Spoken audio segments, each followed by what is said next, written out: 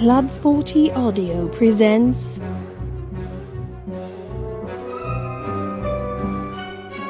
The Factory.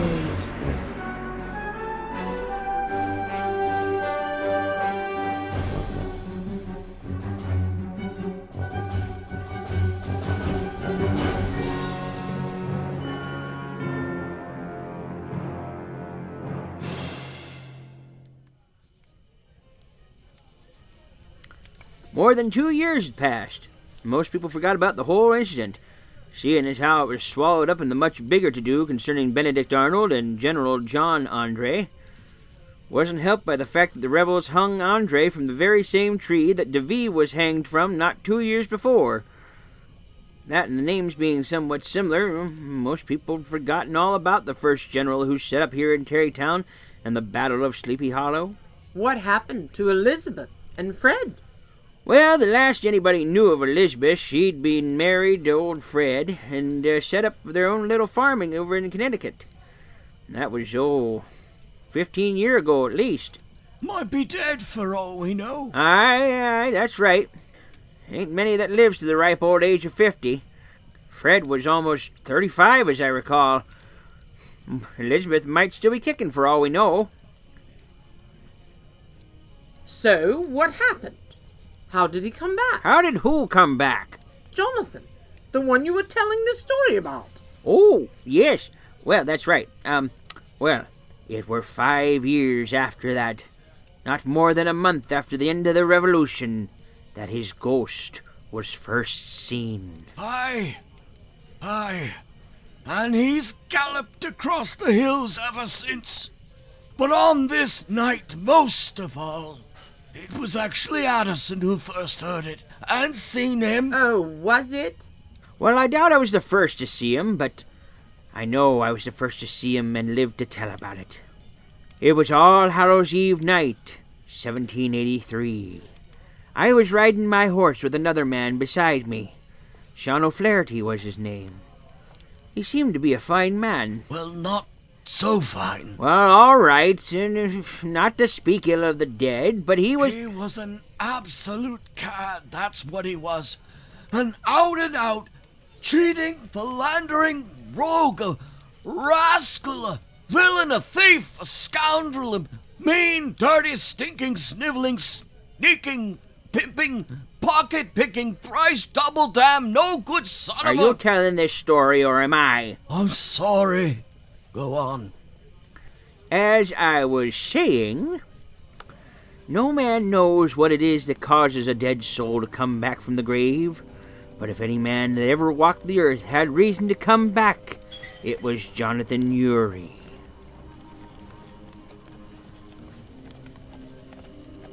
That night, Sean and I were riding back from the old man Van Tassel's yearly party.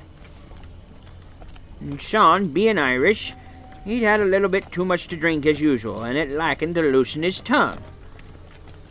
What I would give if my Lulu were here. Oh, what a fine, lovely song that is. Aye, and you be having the voice of an angel, Addison. Thank ye, Si. I'm obliged to you. Here, Addison, have yourself a drink of the finest corn whiskey ever to come out of a still. No, thank you, sir. I've done had enough. And as my grandpappy used to say, enough is too much. Well, as my grandpappy used to say, if I'm still awake, I haven't had enough. So whatever became of that pretty young filly you were a-courting? What was her name? Liza? Leslie. Yeah, that's the one. Whatever became of her? As I heard it, she packed up and left town in a big hoof. Well, I may have had a hand in that. Oh, ran away to prevent your advances, eh, boy? Oh, she didn't get away from my advances. She gave in to them just as easy as you please. Especially once I explained to her that if she didn't, I'd take her father's land and foreclose on them. Then she gave in to me like that. Say now, what did you want to go and do a thing like that for? Well, you saw her. If you saw her and you wasn't married again, like you are now. Wouldn't you have done anything to have her, whether she liked it or not?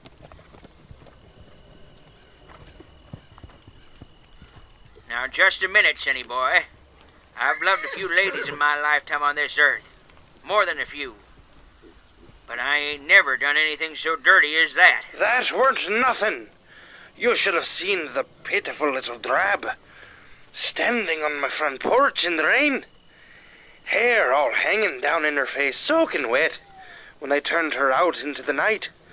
She came to me telling me how she was in a family way, and now I had to marry her. I told her I wasn't going to be no boy's daddy, and no girl's daddy neither. I told her if she wanted a husband, she'd better go find one right quick Come before... on, Gunpowder, let's go. What's the matter? Where are you going, Addison?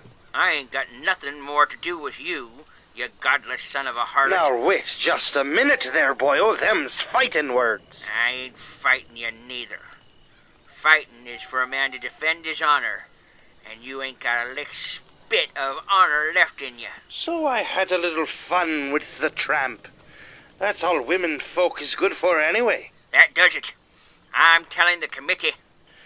You breathe one word of what I told you to the committee, and I'll be having you on a meat hook in me butcher shop, trimming off shanks of you for the customers. I will. I'm telling them, and what's more, you'll be lucky if they don't tar and feather you for what you've... That would be one of me throwing knives in your left shoulder. I may be drunk as a twitter-patted skunk in May, but by the powers, my aim is perfect. The next one will be going into your heart if you don't give me your word. Not to say a word to the You tongue. black-hearted villain. I'll... Who be that a-coming up the road, eh? State your name and business.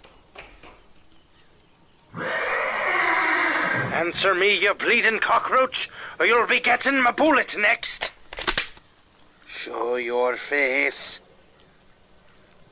Well, sir, just then the clouds parted, and the light of the full moon shone through. I was able to make out the form of a man. He was riding on the biggest, blackest horse I'd ever seen in my life. Addison. Right. How am I supposed to ride? You done put one of your teeth-picking blades into my shoulder. He has no head. What are you talking about? The man on the horse. He's dressed like a Hessian. His head is missing. It's a ghost. Don't be ridiculous. All the Hessians have gone back to Germany. And there's no such thing as ghosts. What's the matter, sonny boy? You lost your way? Addison, ride. Whoa! Whoa, Gunpowder, whoa! And as for you, boyo... Well, sir, by the time I got Gunpowder back under my control, Sean had already fired his gun. And that's when the Hessian came galloping after us. I turned Gunpowder around to see what was happening, but it was only just in time to see a long metal sword explode out of Sean's chest as his body fell to the ground. The Hessian, he climbs down off of his horse, and for the first time I could see what old Sean had been talking about. The figure was indeed headless. His blue uniform shone in the moonlight, and it looked almost black, dirty and wet, as though the man had been buried in his uniform and crawled up out of the wet mud. He didn't even seem to realize I was there. The Hessian jumped down off of his horse, and his boots landed right next to Sean's fallen husk. I wanted to run, hide, look away, anything to avoid seeing what would come next. But I couldn't. I couldn't run. I couldn't move. I couldn't think. He knelt down over Sean, who was still gasping out his last. Though I was a good distance away, I could see Sean's mouth moving, open and shut like a fish trying to breathe on dry land. The Hessian reached down and took hold of Sean's hair, pulling him up into a kneeling position. Then, with one quick movement of his singing sword, he had sliced the head from Sean's shoulders, and the body fell to the ground once more. The Hessian took the head in both hands, and if he'd had a head of his own, I would have said he was studying the face, looking for something in it. Whatever it was, he seemed not to find it. He opened up a small wooden cask on the side of his horse's saddle and placed Sean's head inside. I thought he was storing it away, but then I heard a wet sound, a dunking sound. He was soaking the head in something, but I was so far away I couldn't tell what or why. Wouldn't you know it, that dad-ratted horse which I was riding on chose that moment to step on a tree branch that was lying on the ground. The Hessian looked up. That is, he moved the rest of his body as if he were looking up, and somehow he'd realized I was there, and he could now see me.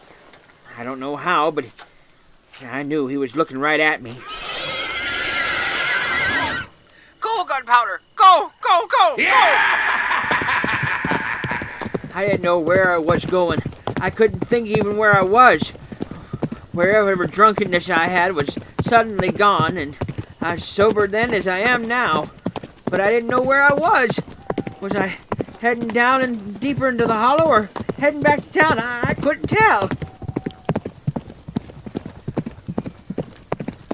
As we galloped along, I suddenly noticed a strange light coming from behind me, but it was getting closer all the time. Something told me not to look back, but I couldn't help it.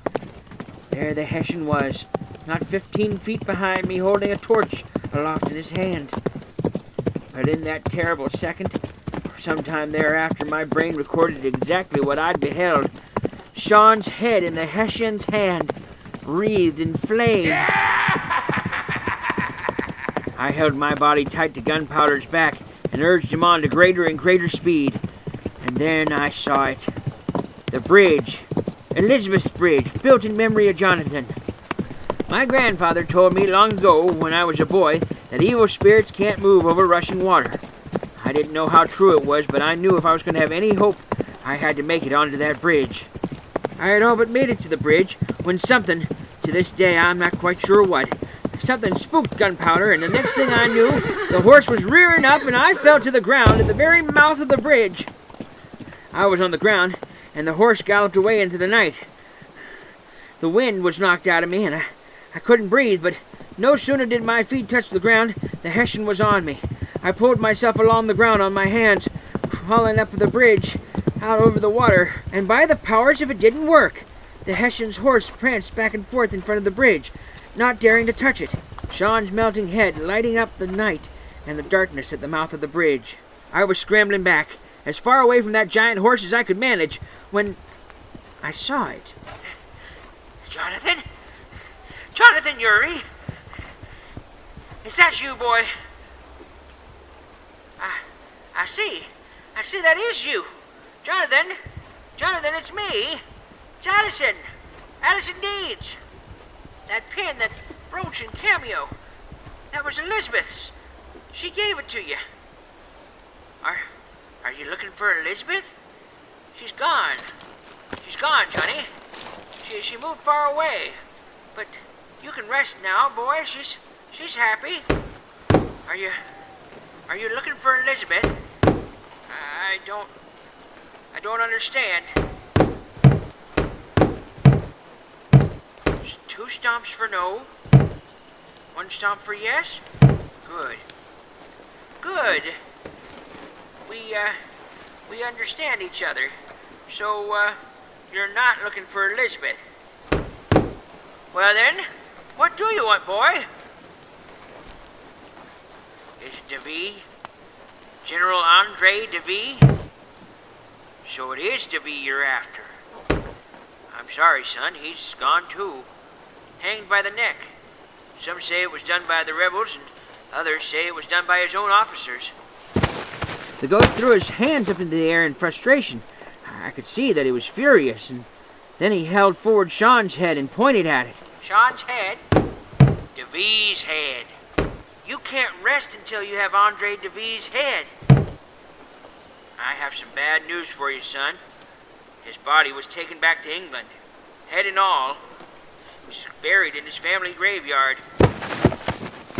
He began to flail around in the dirt, kicking it with his muddy boots and waving his hands around in the air, and only a blind man could have mistaken it for anything but what it was. Absolute rage, hatred, and frustration. He mounted his horse and rode away into the night. Since that time, he has rode over the hills of Tarrytown and Sleepy Hollow.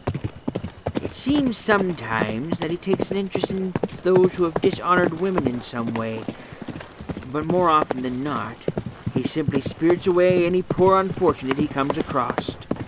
Since he cannot have the head of Andre DeVille, he will take the head of any man he finds.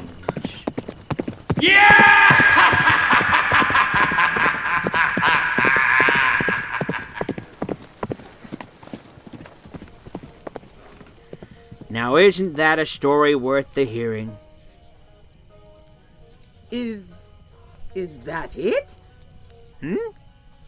What do you mean, lad? Well, I mean, sir, seems a little convenient that he would let you live when he held you in his grasp. He hardly seems like the type that would let a little thing like a bridge hold him back. Didn't he tell you, lad? The bridge stands over rushing water, and spirits can't cross that. What's more, that's where his bones are buried. His soul walks among the tombstones of the old church, not far from that bridge. Many's the time he's been seen there, so he seems to have no fear of hallowed ground. But if he were to cross over that bridge, his soul would be taken down into the black pit, and then comes the judgment. Well, I think your story is good, Mr. Deeds, but the ending needs work. It's the Lord's truth. Every blessed word I told you. Well now, Addison, to be fair, that horse seems to get bigger every time you tell that story. And we never did find Sean Flaherty's body. His body was spirited away by the Headless Horseman. Of course no one's found it. Dragged him off to hell for all I know, and good riddance to him, says I. All the same, sir, I do find your ending to your story somewhat lacking. After all, who ever heard of having a conversation with a ghost? And a headless one at that. Next time you tell it, you should skip the conversation and say that he tried to chase you across the bridge and he exploded in a puff of fire and brimstone. Much more exciting. You young people think you know so much. I told you exactly how it happened to me. If you want an over-embellished story with lots of excitement, you should go and talk to Abraham over there. He'll tell you how he had a race with the Hessian over a bowl of punch. Now, Mr. Deeds, don't go giving away my story. You keep to your own experience and let me tell mine. Well, go ahead and tell him your story. Maybe he'll like it better. Come with me, sir, and I will tell you of my run-in with the Headless Horseman of Sleepy Hollow. Mind you, I was heading home that night. Well, these young folks don't know much of anything today. Much less what's good for them. Who was that fella anyway? Scrawny looking. Especially when he stood next to Brom Bones there, like a scarecrow that escaped from a cornfield. He's a schoolmaster from the Hollow. Schoolmasters always think they know more about anything than everybody. In thinking themselves wise, they prove that they are fools. Crane, I believe his name is. Ichabod Crane.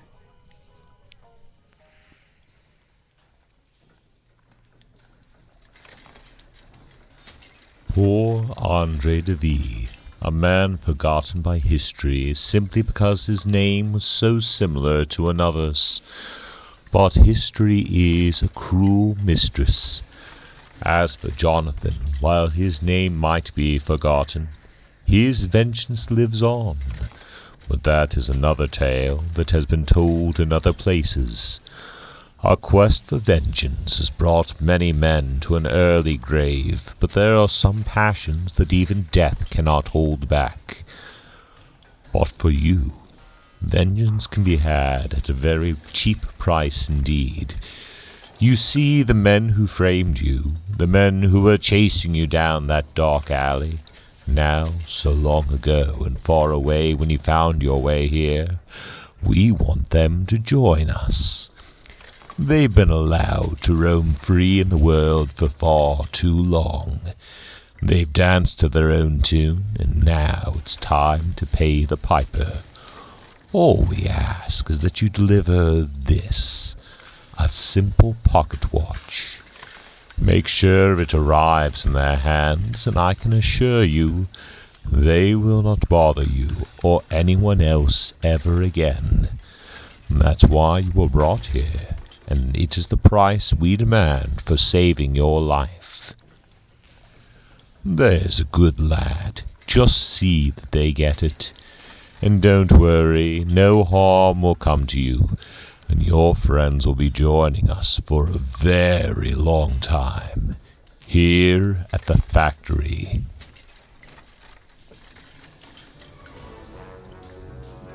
You have been listening to The Factory.